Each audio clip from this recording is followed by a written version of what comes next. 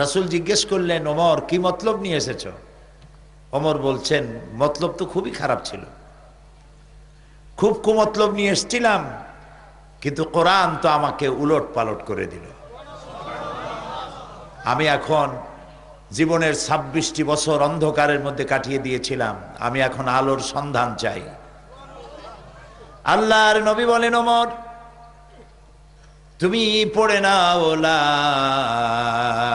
ইলাহা ইল্লাল্লাহু মুহাম্মাদুর রাসূলুল্লাহ।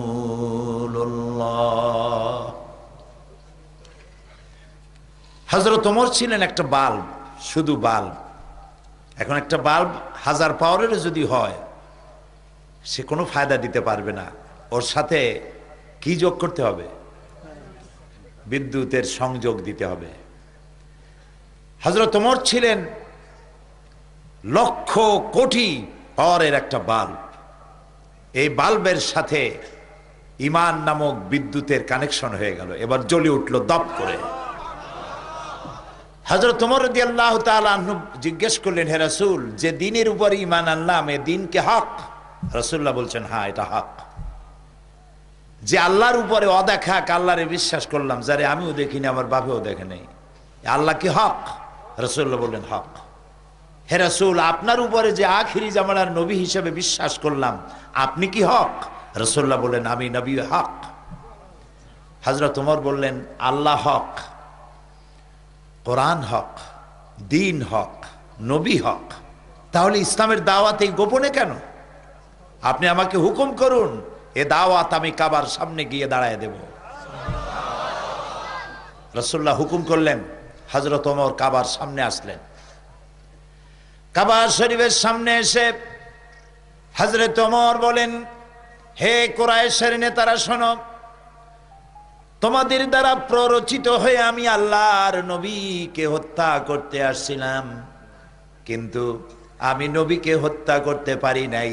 নবীর তাওহীদের তরবারিতে আমার জাহালাতের কল্লা কাটা গিয়েছে, আমি মুসলমান হয়ে গিয়েছি।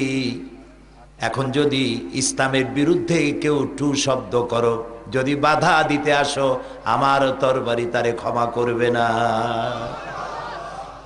যেই তরবারিটা ছিল ইসলামের বিরুদ্ধে, সেই তরবারিটা চলে আসলো ইসলামের পক্ষে। সুবহানাল্লাহ।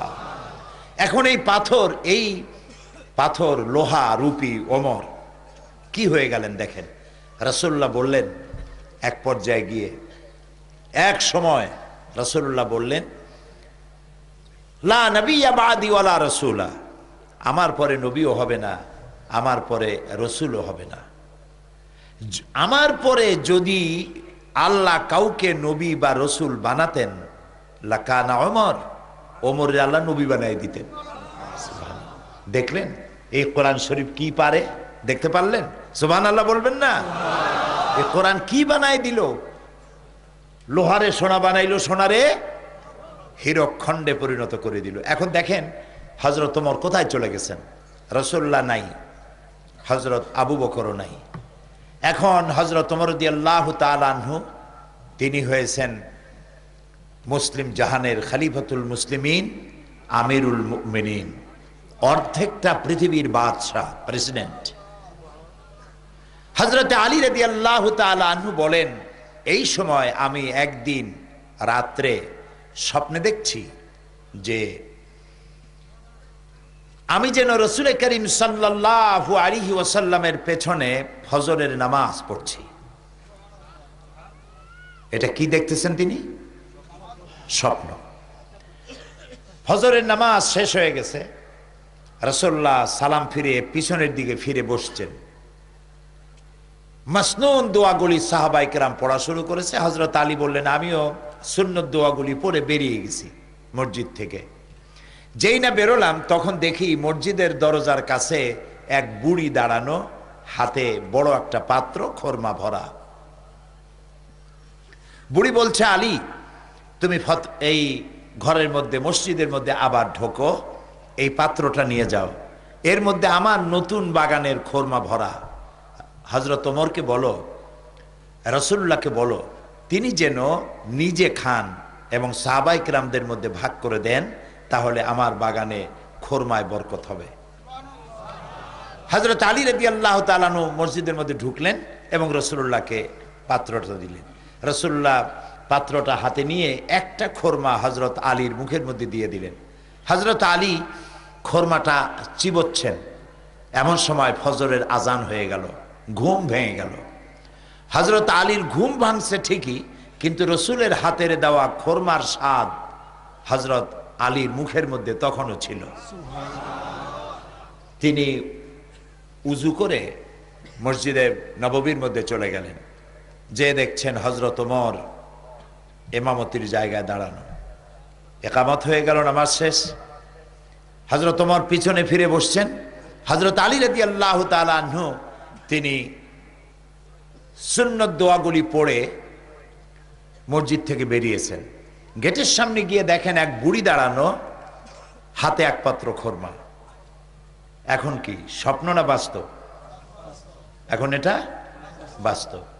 বুড়ি বলছেন, ওমর, হে আলী, এই খোরমাগুলি নিয়ে যাও, আমার নতুন বাগানের খোরমা, নিয়ে হযরত ওমরকে দাও, তিনি নিজে খাবেন আর রাসূলুল্লাহর সাহাবীদের মধ্যে ভাগ করে দেবেন, তাহলে আমার খোরমার বাগানে বরকত হবে। হযরত ওমর চিন্তা করছে, স্বপ্নে দেখলাম, স্বপ্ন এরকম বাস্তব হয় নাকি? সাথে সাথে কি আশ্চর্য! তিনি খোরমা নিয়ে গেলেন ভিতরে, হযরত ওমরকে দিলেন আর ঘটনাটা শুনাইলেন। হযরত ওমর পাত্রটা হাতে নিয়ে একটা খোরমা উঠাইয়া হযরত আলীর মুখের মধ্যে দিয়ে দিলেন। হযরত আলী খোরমাটা খেতে খেতে বললেন, ইয়া ওমর জিদনি তামরাতান উখরা, হে ওমর, এই খোরমার জাতটা খুব ভালো, এত সুন্দর মিষ্টি লাগতেছে, তুমি আমার একটা বেশি দাও। আমার যদি দুই একটা বেশি দাও তাহলে কারো ভাগে কম পড়বে না, খোরমা তো বেশি আছে, আমাদের দাও না একটা বেশি। হযরত ওমর বলছেন, ইয়া আলী, লাউ আন্না রাসূলুল্লাহ সাল্লাল্লাহু আলাইহি ওয়াসাল্লাম জাদাক লাজিদনাক। হে আলী, স্বপ্নের ভিতরে রাসূলুল্লাহ যদি তোমারে একটার বেশি খোরমা দিতেন, আমিও তোমারে একটার বেশি খোরমা দিতাম। হযরত আলীর চোখ গেছে এত বড় হয়ে, কয় কি? হযরত আলী বলছেন, ইয়া ওমর, আহিয়া রুইয়া রাইতাহা আম হিয়া গায়বুন আমিত্তালাত আলাই। হে ওমর, এটা কি তুমি আমার মতো স্বপ্নে দেখছো, না গায়ব থেকে তোমাকে জানানো হয়েছে? তুমি জানলা কেমনে যে রাসূলুল্লাহ আমারে একটা খোরমা দিছিলেন? হযরতে ওমর বলছেন, ইয়া আলী, ওয়াল্লাহি মা হিয়া রুইয়া ওয়ালা গায়ব। হে আলী, আল্লাহর কসম, এটা স্বপ্নও নয়, আমি তোমার মতো স্বপ্নেও দেখি নাই, আর গায়েব থেকেও আমাকে এটা জানানো হয়নি। ওয়ালাকিন্নাল মুমিনা ইযা আখলাসা কলবাহু ইয়ারা বিনুরিল্লাহ। আসল কথা হচ্ছে, একজন আল্লাহর বান্দা যখন আল্লাহর জন্য হয়ে যায়, একজন আল্লাহর গোলাম যখন আল্লাহর জন্য নিবেদিত হয়ে যায়, তখন আল্লাহর সাহায্যই সে দেখতে পায়। সুবহানাল্লাহ। এবার চিন্তা করুন, হযরত ওমর কোথায় ছিল, কোরআন তাকে কোথায় উঠায় দিল। সুবহানাল্লাহ বলবেন না? এই জন্য কোরআনের সাথে যদি কেউ আদব রক্ষা করে, কোরআনকে সম্মান করে, কোরআন অনুযায়ী জীবন চালায়, আল্লাহ তাআলা, সে যদি জিরো থাকে আল্লাহ তারে হিরো বানায় দেন। সুবহানাল্লাহ।